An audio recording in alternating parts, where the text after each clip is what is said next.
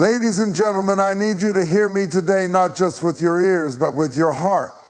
Because some of you have been asking, why can't she love me? You've given your all, you've sacrificed, you've shown up in ways no one else has.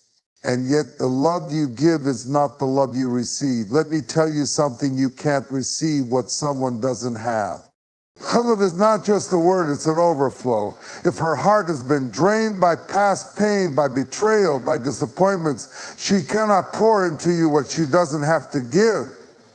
You're looking for a love that doesn't exist in her right now. Love is not just about feeling something, it's about healing something. If she's still carrying the weight of past wounds, no matter how much love you offer, she will struggle to embrace it. And you'll find yourself exhausted, trying to heal a wound you never created. You cannot receive what she doesn't have to give. You cannot pull water from an empty well, and you cannot expect love from a heart that has been emptied by pain, disappointment, and brokenness.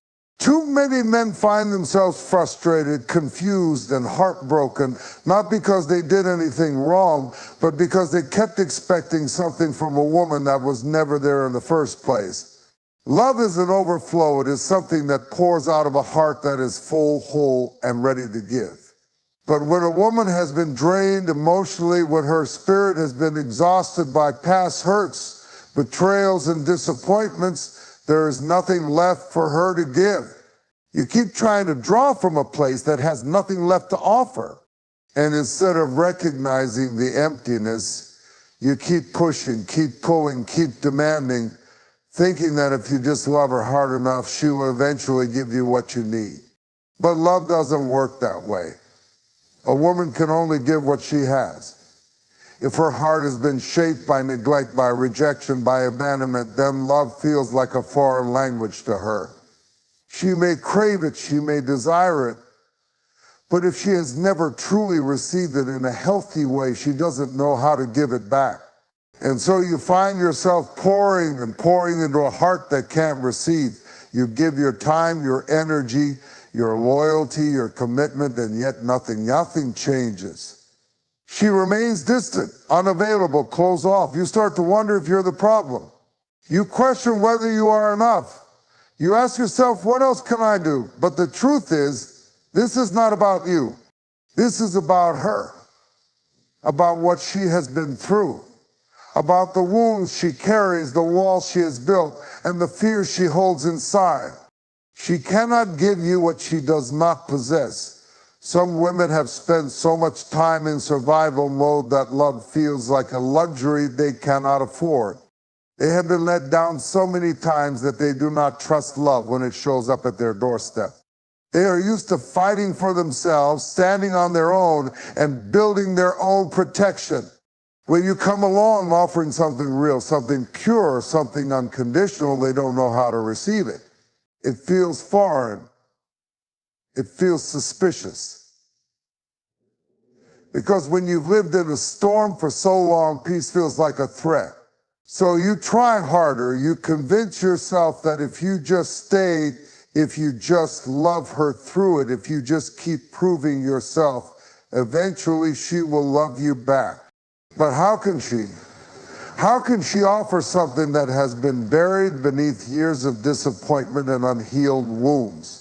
How can she give when life has only taught her how to take care of herself? You keep reaching for her, but every time you do, it feels like she slips further away. You want to fix it. You want to heal it. You want to make her see that you are not like the others, that you are not here to hurt her. But love is not something you force. It is something that flows naturally from a heart that is ready. And if she is not ready, if she does not have the love within her to give, then no matter what you do, it will never be enough. You find yourself exhausted, drained, and confused. You start to feel like you are the one who is broken. But it's not about you. You can't receive what she doesn't have. You can't keep expecting something to grow in soil that has not been nourished. You can't make love take root in a heart that has been hardened by past experiences. And so you wait. You keep hoping. You keep believing that one day she will wake up and love you the way you love her. But deep down, you know the truth love cannot be given where it does not exist. And no matter how much you pour into her, if she does not have love to give, you will always find yourself empty-handed. Love is more than a fleeting emotion. It is more than butterflies, late-night conversations, and stolen moments of passion.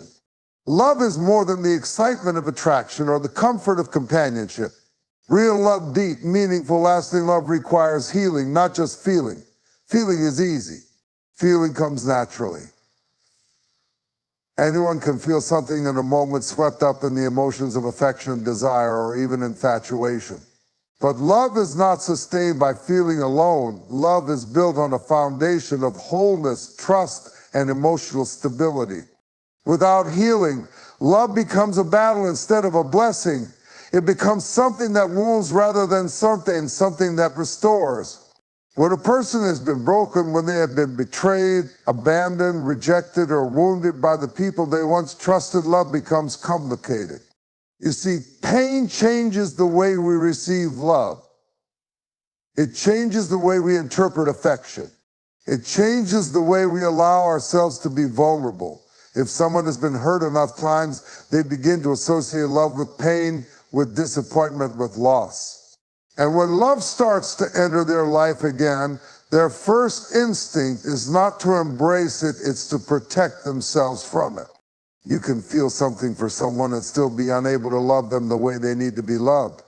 You can have deep emotions, powerful desires, and a longing for connection, but if your heart is still bleeding from past wounds, love will feel more like a battlefield than a sanctuary. You will find yourself fighting against the very thing you want because love requires openness and pain teaches you to close yourself off. A wounded heart is a guarded heart, and a guarded heart struggles to receive love in its purest form. That is why so many people push away the very thing they desire. It is not because they do not want love, it is because love requires a level of trust and vulnerability that their pain will not allow. You can tell them 1,000 times that you love them, but if they have been hurt before, they will hesitate to believe you. If they have been let down in the past, they will always be waiting for the moment you leave. If they have been conditioned to expect disappointment, even your best intentions will be met with suspicion. Love requires healing, not just feeling. If love were only about emotion, it would be easy. But love requires work. Love requires self-awareness. Love requires the willingness to confront old wounds, to unlearn toxic patterns, to break cycles that have kept the heart bound in fear and insecurity. Love demands more than just saying, I love you.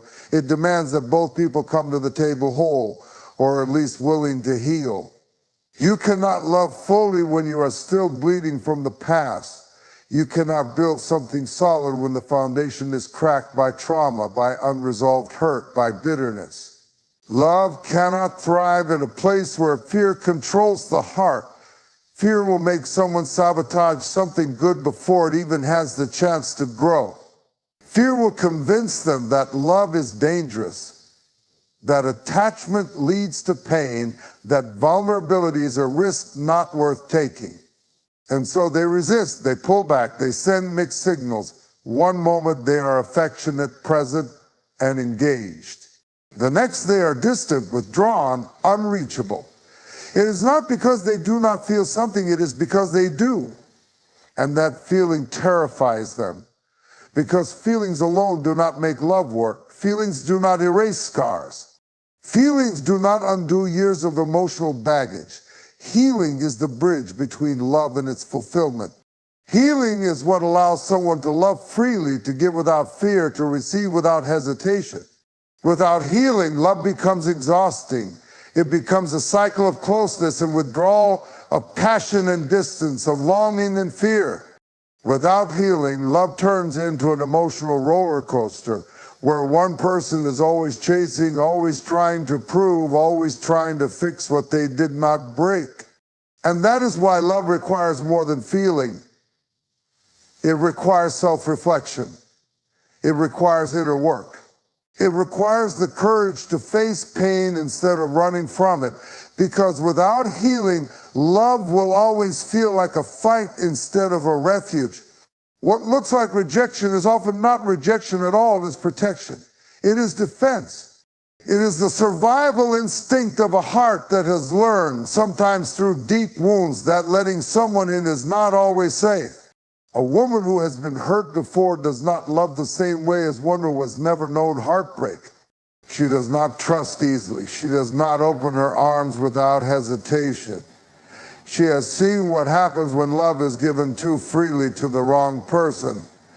And now every move she makes is calculated, careful, cautious.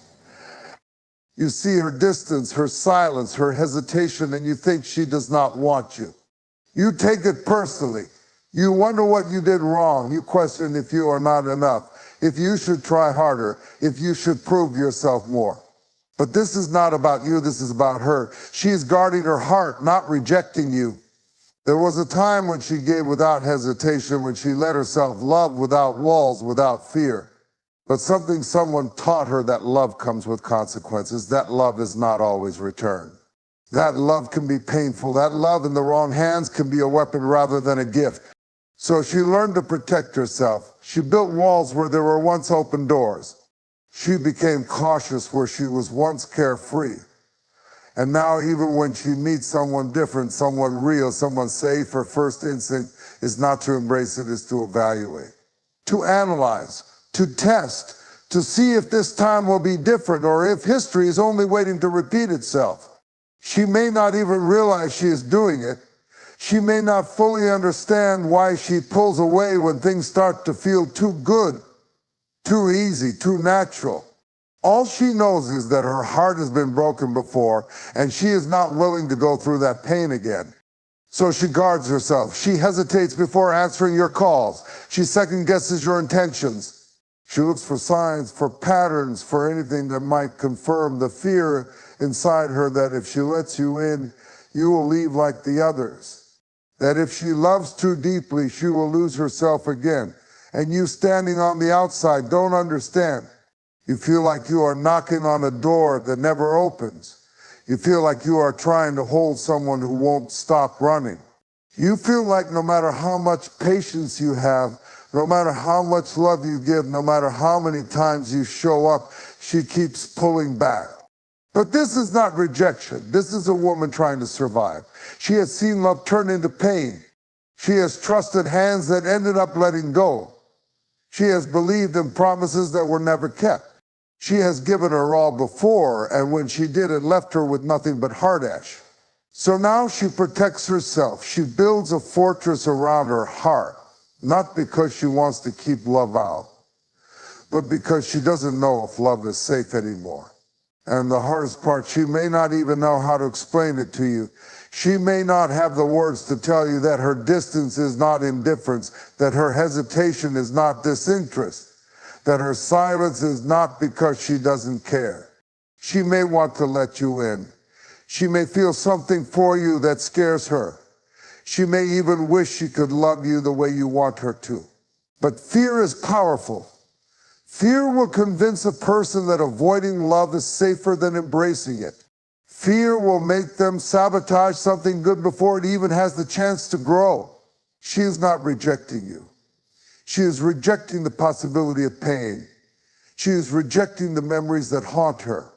She is rejecting the ghosts of her past that still whisper warnings in her ear. She wants to love. She wants to trust. She wants to believe that this time will be different.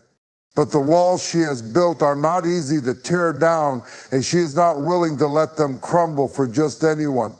So she guards her heart, not because she does not care, not because she does not see your effort, not because she does not appreciate what you brought you her life, but because the last time she opened that door, she was left standing in the wreckage.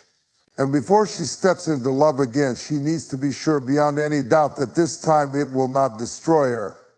You can love her with everything in you. You can give her your time, your devotion, your loyalty. You can shower her with affection, remind her daily of her worth, and try to make her see herself through your eyes. But no matter how much love you give, no matter how deeply you care, you cannot fill a void that only she can fill. A woman who does not love herself will struggle to receive love, no matter how pure, no matter how consistent, no matter how real. If she does not see her own value, your compliments will feel empty. If she does not believe she is worthy, your devotion will seem suspicious. If she is used to pain, to neglect, to being treated as less than she deserves, she will not know how to handle love that demands nothing from her but her presence. She will question it. She will resist it. She will look for the hidden catch, the inevitable disappointment that she has trained herself to expect. And it won't matter how many times you reassure her. It won't matter how often you show up, how patient you are, how consistent you prove yourself to be. Because self-doubt is louder than outside affirmation. A lifetime of feeling unworthy cannot be undone by a few kind words or even by unwavering love. She must learn to love herself. She must see on her own that she is valuable not because you say so, not because you treat her well, but because it is the truth. Until she does, your love will only feel like borrowed validation, something she clings to in moments of insecurity but never fully believes in. And that is why loving a woman who does not love herself can be the most exhausting thing you will ever do. Because no matter how much you pour into her, the moment you stop even for a second, she will begin to question it all. She will doubt your feelings. She will assume you are losing interest. She will look for signs that you are about to leave. Not because she truly believes you don't care, but because deep down she doesn't believe anyone could genuinely love her for who she is. So she looks for proof that her fears are valid. She misreads your silences. She overanalyzes your actions. She convinces herself that you deserve better, even when you've told her time and time again that she is everything you want. And the hardest part, you will think that if you just love her harder, if you just remind her more often, if you just prove yourself over and over again, then maybe she will finally believe you. But self-love is not something that can be given. It is not something that can be transferred from one person to another. It is something that must be found within. She has to do the work. She has to sit with herself and confront the wounds that made her doubt her worth in the first place. She has to unlearn the lies she has believed about herself for years. She has to silence the inner voice that tells her she is not enough. Until she does that, love will always feel like something she has to earn, something temporary, something that could be taken away at any moment. And that kind of love is exhausting, not just for her, but for you. Because you will feel like you are constantly chasing after something that slips through your fingers the moment you think you finally have it. You will find yourself giving more than you receive. You will spend your time reassuring, proving, convincing. And one day you will realize that no matter how much love you offer, it will never be enough to fix what is broken inside her. Because that's not your job. That's not your battle to fight. Loving her is not enough if she does not love herself. Because when a person does not believe they are worthy, they will always find a way to push love away. Not because they don't want it, but because they don't trust it. They don't trust themselves to keep it. They don't trust you to mean it. They don't trust that love, real love, doesn't come with conditions or expiration dates. We love to romanticize the idea of the right person, wrong time. We tell ourselves that if circumstances had been different, if life had aligned just a little better, if the timing had been more favorable, then maybe things would have worked out. Maybe love would have lasted. Maybe that person we lost would still be here. But here's the truth, the right person at the wrong time is still the wrong person. Because love isn't just about connection. It isn't just about chemistry. It isn't just about how much two people care for each other. Love is also about readiness. It's about two people being in a place mentally, emotionally, spiritually, where they can fully receive and reciprocate the love they are trying to build. You can meet someone who moves your soul, who makes your heart race, who feels like they were made just for you. And yet, if the timing is off, If one or both of you are not in a place to truly embrace what love requires, it will fall apart anyway. And not because the connection wasn't real, not because the feelings weren't strong enough, but because love is more than just a feeling. It's about alignment. It's about two lives fitting together in a way that allows love to thrive, not just survive. The right person at the wrong time is still the wrong person because love requires presence. It requires availability. It requires two people who are emotionally open, mentally mature, and spiritually aligned enough to pour into each other without reservation. If one person is still healing from past wounds, if one person is too distracted chasing personal goals, if one person is not emotionally ready to commit, then it doesn't matter how much love is there, the relationship will be a constant uphill battle. Love should not have to compete with unhealed trauma. It should not have to fight against immaturity. It should not have to beg for space in someone's life. If love has to be placed on hold, if it has to be postponed for a better time, then it is not the love that is meant to last. Because real love is not something you have to press pause on. People get so caught up in the idea of someday. Someday we'll find our way back to each other. Someday we'll be ready. Someday life will align and it'll all make sense. But what is someday except the comforting illusion that keeps us from accepting reality? The reality that if two people were truly meant to be together, the timing wouldn't be wrong because the right person comes at the right time. If the timing is wrong, then something about that person, that connection, that season of life is not right either. Maybe they still have lessons to learn. Maybe they still need to grow in ways they don't yet realize. Maybe you still have personal battles to fight, independence to build, healing to complete. If you have to wait for someone to be ready for you, then they are not the right person for you. Because the right person will be ready. The right person will not need to ask you to wait while they figure themselves out. The right person will not need to choose between you and their personal journey. They will find a way to make space for both. And if they can't, if they need time apart, if they need distance to grow, then they are not your person. It doesn't mean what you had wasn't real. It doesn't mean the love wasn't strong. It doesn't mean they didn't care. But love alone is never enough. If the circumstances do not allow for two people to build a healthy, whole, sustainable relationship, then forcing it will only create heartbreak. And yet so many people hold on to the idea of unfinished love stories. They stay emotionally tied to someone who has already moved on. They keep waiting for a moment that may never come. They tell themselves that if it's meant to be, it will be, but fail to realize that what's meant to be would already be happening. The right person at the wrong time is still the wrong person, because love is not just about what could be in another lifetime, in another version of reality. Love is about what is right here, right now. And if right now it is not possible, then it is not right, no matter how much it feels like it should be. Love is often mistaken for just a feeling, something that happens naturally, effortlessly, without work. But love is more than just an emotion. It is a foundation that must be built, strengthened, and nurtured. And that foundation is trust. Love does not grow in uncertainty. It does not thrive in suspicion. It cannot survive in a place where doubt is stronger than faith. Love, no matter how powerful, will wither in an environment where trust does not exist. Without trust, love becomes a question instead of an answer. It becomes something that is always being tested, always being doubted, always being second-guessed. And when love is forced to prove itself over and over again, it begins to break under the pressure.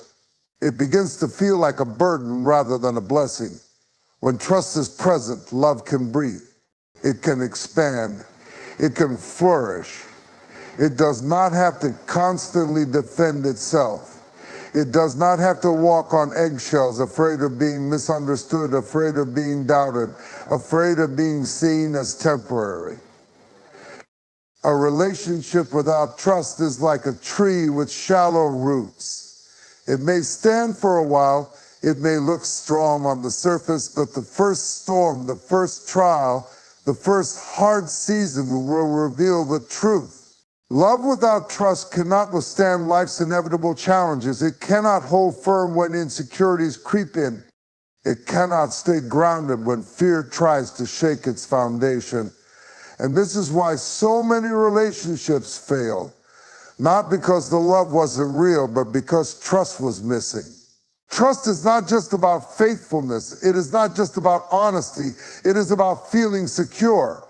It is about knowing, without a doubt, that your heart is safe in someone else's hands. It is about believing that they will show up, that they will be consistent, that they will not abandon you when things get hard. Without trust, love feels fragile. It feels conditional. It feels like something that could disappear at any moment. And when love feels unstable, people begin to guard themselves. They begin to hold back. They stop giving fully, stop showing up completely, stop believing in the possibility of something lasting. And when that happens, love starts to fade. Trust is what allows love to grow deeper. It is what gives love room to expand. It is what makes people feel safe enough to be vulnerable, to be honest, to bring their full selves into a relationship without fear of judgment or betrayal. When trust is strong, love does not have to work so hard to prove itself. Love does not have to constantly defend its place. Love does not have to struggle just to survive. Love is not just about feelings, it is about timing, trust, healing, and self-awareness. It cannot thrive in the absence of trust, nor can it replace the self-love a person must first cultivate within themselves.